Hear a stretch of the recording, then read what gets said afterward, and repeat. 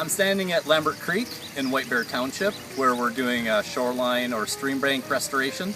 We're restoring and stabilizing 200 feet of shoreline on the St. Paul Water Authority drinking supply chain.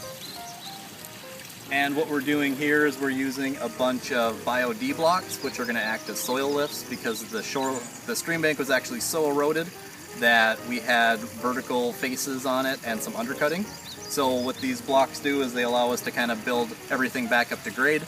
A good example is kind of behind me, where the rolls are still being used to kind of get back up to grade until we get to something stable, where we'll use another couple rows of erosion control blankets. So funding for the project, we applied for clean water funds through the Legacy Amendment, and we are partnering with the Vadnais Lake Area Water Management Organization to match the money so we can restore the shoreline. What we have here is we have basically 3 different types of materials. This top one right now being shown is a coconut blanket.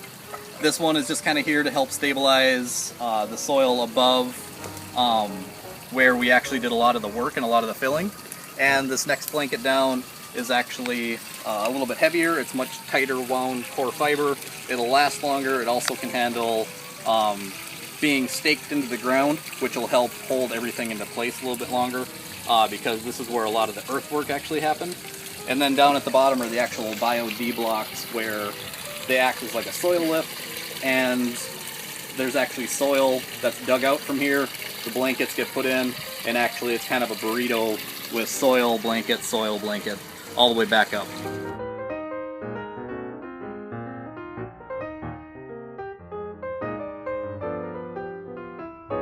The Ramsey Conservation District completed other projects funded by Clean Water Fund grants. These include shoreline restorations.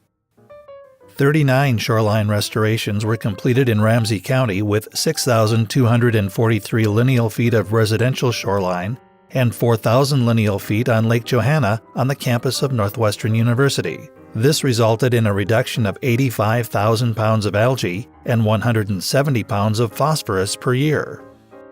The Ramsey Conservation District staff partnered with the Ramsey Washington Metro Watershed District to identify areas around Wakefield Lake that would be the most cost-effective places for best management projects such as rain gardens.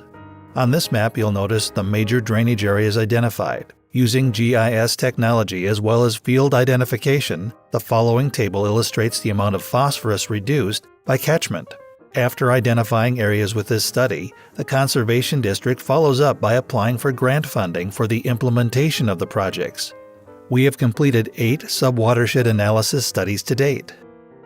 The Ramsey Conservation District also received grants from Legacy funding for a Conservation Corps member, Amy Carlson, who assisted us throughout the summer and gained valuable natural resource conservation experience.